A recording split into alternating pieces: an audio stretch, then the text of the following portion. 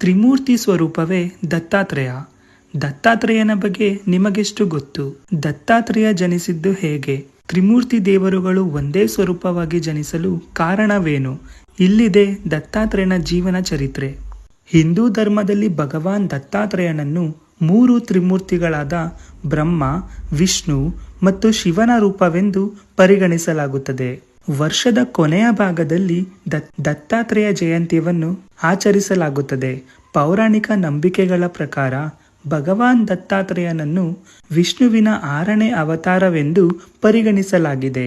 3 ರೂಪಗಳನ್ನು ಹೊಂದಿದ್ದರಿಂದ ಭಗವಾನ್ ದತ್ತಾತ್ರೇಯನನ್ನು ಕಲಿಯುಗದ ದೇವರು ಎಂದು ಪರಿಗಣಿಸಲಾಗುತ್ತದೆ.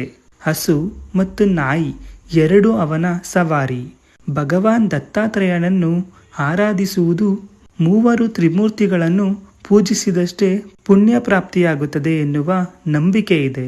ಭಗವಾನ್ ತ್ರಿದೇವನ ರೂಪವೆಂದು ಪರಿಗಣಿಸಲ್ಪಟ್ಟ ದತ್ತಾತ್ರೇಯನನ್ನು ಅಜನ್ಮ ಬ್ರಹ್ಮಚಾರಿ ಮತ್ತು ಸನ್ಯಾಸಿ ಎಂದು ಕರೆಯಲಾಗುತ್ತದೆ. ಭಗವಾನ್ ದತ್ತಾತ್ರೇಯ ಯಾರು ಮತ್ತು ಅವನು ಹೇಗೆ ಜನಿಸಿದನು ಎಂದು ತಿಳಿಯೋಣ. ದತ್ತಾತ್ರೇಯನ ಹುಟ್ಟಿನ ಸಂಬಂಧಿಸಿದ ದಂತಕಥೆ. ದತ್ತಾತ್ರೇಯ ದೇವರನ್ನು ತ್ರಿದೇವನ ರೂಪದಲ್ಲಿ ಏಕೆ ಪರಿಗಣಿಸಲಾಗಿದೆ ಎಂಬುದರ ಹಿಂದೆ ಬಹಳ ಆಸಕ್ತಿದಾಯಕ ಪೌರಾಣಿಕ ಕಥೆ ಇದೆ. ಒಮ್ಮೆ ಮಾತಾ ಪಾರ್ವತಿ, ಲಕ್ಷ್ಮಿ ಮತ್ತು ಸರಸ್ವತಿ ತಮ್ಮ ವಾಸ್ತವತೆಯ ಬಗ್ಗೆ ಬಹಳ ಹೆಮ್ಮೆಪಟ್ಟರು. ಅವರ ಅಹಂಕಾರಕ್ಕೆ ಪೆಟ್ಟು ನೀಡಲು ತ್ರಿಮೂರ್ತಿಗಳು ಲೀಲೆಯೊಂದನ್ನು ಆಯೋಜಿಸಿದರು. ತ್ರಿಮೂರ್ತಿಗಳ ಉಪಾಯದಂತೆ ನಾರದರು ಒಂದು ದಿನ ತ್ರಿದೇವತೆಗಳ ಬಳಿ ಬಂದು, ನಿಮ್ಮ ರೂಪ ಮತ್ತು ಗುಣಗಳು ಋಷಿ ಅತ್ರಿರವರ ಪತ್ನಿ ಅನಸೂಯ ಅವರ ಮುಂದೆ ಏನೂ ಇಲ್ಲ ಎಂದು ಹೇಳಿದರು. ಆಗ ತ್ರಿದೇವತೆಗಳು ತ್ರಿಮೂರ್ತಿಗಳ ಬಳಿ ಹೋಗಿ, ನೀವು ಅತ್ರಿ ಮಹರ್ಷಿಯ ಪತ್ನಿ ಅನಸೂಯಳ ಬಳಿ ಹೋಗಿ ಆಕೆಯ ಗುಣವನ್ನು, ಪತಿನಿಷ್ಠೆಯನ್ನು ಪರೀಕ್ಷಿಸಬೇಕೆಂದು ಒತ್ತಾಯಿಸುತ್ತಾರೆ.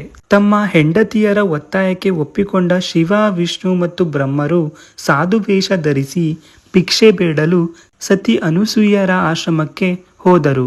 ಆ ಸಮಯದಲ್ಲಿ ಅತ್ರಿ ಮಹರ್ಷಿಗಳು ಆಶ್ರಮದಲ್ಲಿ ಇರುವುದಿಲ್ಲ. ಮೂವರು ಸತಿ ಅನಸೂಯಳ ಬಳಿ ಭಿಕ್ಷೆ ಕೇಳಿದರು. ಆಗ ಸತಿ ಅನಸೂಯ ತನ್ನ ಬಳಿ ಇದ್ದ ಧಾನ್ಯಗಳನ್ನು ಭಿಕ್ಷೆ ನೀಡಲು ಹೊರಟಾಗ ಅದನ್ನು ತ್ರಿಮೂರ್ತಿಗಳು ತಿರಸ್ಕರಿಸುತ್ತಾರೆ. ಅನಸೂಯಳ ಕುರಿತು ನಮಗೆ ಎದೆ ಹಾಲನ್ನೇ ಭಿಕ್ಷೆಯಾಗಿ ನೀಡಬೇಕೆಂದು ಹೇಳುತ್ತಾರೆ. ಇದನ್ನು ಕೇಳಿ ಸತಿ ಅನಸೂಯ ಗಾಬರಿಯಾದರು.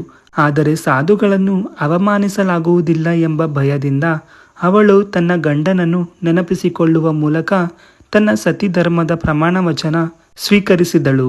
ನನ್ನ ಸತಿಧರ್ಮ ನಿಜವಾಗಿದ್ದರೆ ಮೂವರು 6 ತಿಂಗಳ ವಯಸ್ಸಿನ ಶಿಶುಗಳಾಗುತ್ತಾರೆ ಎಂದು ಅವಳು ಬೇಡಿಕೊಂಡರು. ಅನಸೂಯ ಅಂದುಕೊಂಡಂತೆ ಮೂವರು ದೇವರುಗಳು 6 ತಿಂಗಳ ಶಿಶುಗಳಾದರು ಮತ್ತು ಸತಿ ಅನಸೂಯ ಅವರನ್ನು ತಾಯಿಯಂತೆ ಎದೆ ಹಾಲನ್ನು ನೀಡುತ್ತಾಳೆ.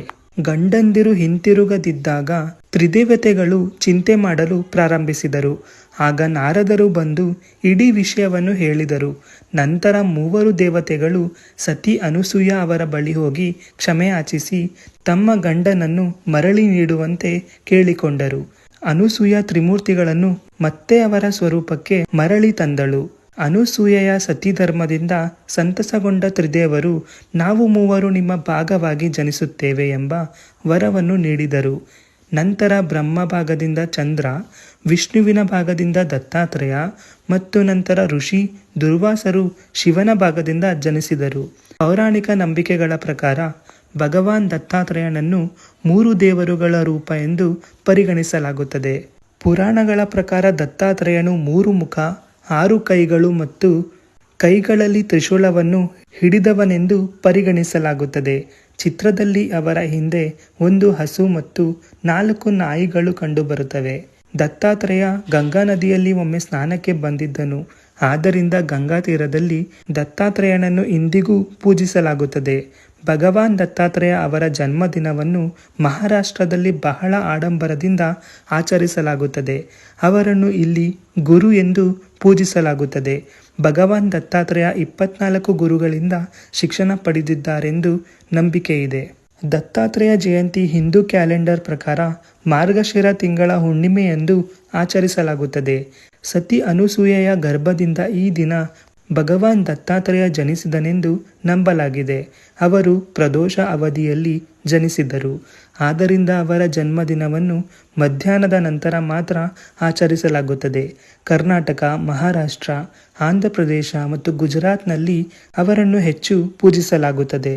ಕೆಲವರು ದತ್ತಾತ್ರೇಯ ಜಯಂತಿಯ ದಿನದಂದು ಉಪವಾಸ ಮಾಡುತ್ತಾರೆ. ಈ ದಿನ ದತ್ತಾತ್ರೇಯನನ್ನು ವಿಧಿವಿಧಾನಗಳ ಮೂಲಕ ಪೂಜಿಸಲಾಗುತ್ತದೆ ಮತ್ತು ಭೋಗವನ್ನು ಅರ್ಪಿಸುವ ಮೂಲಕ ಅರ್ಪಣೆಯನ್ನು ಮಾಡಲಾಗುತ್ತದೆ. ಈ ದಿನ ದೇವರ ಪ್ರವಚನವನ್ನು ಒಳಗೊಂಡಿರುವ ಪವಿತ್ರ ಪುಸ್ತಕಗಳಾದ ಅವಧೂತ ಮತ್ತು ಜೀವನ್ಮುಕ್ತ ಗೀತೆಯನ್ನು ಓದಲಾಗುತ್ತದೆ. ಈ ಸಂದರ್ಭದಲ್ಲಿ ಮಹಾರಾಷ್ಟ್ರದ ಅನೇಕ ಸ್ಥಳಗಳಲ್ಲಿ ಮೇಳಗಳನ್ನು ಕೂಡ ಆಯೋಜಿಸಲಾಗುತ್ತದೆ. ಈ ಮಾಹಿತಿ ನಿಮಗೆ ಇಷ್ಟವಾಗಿದೆ ಎಂದು ಭಾವಿಸುತ್ತೇವೆ. ಧನ್ಯವಾದಗಳು.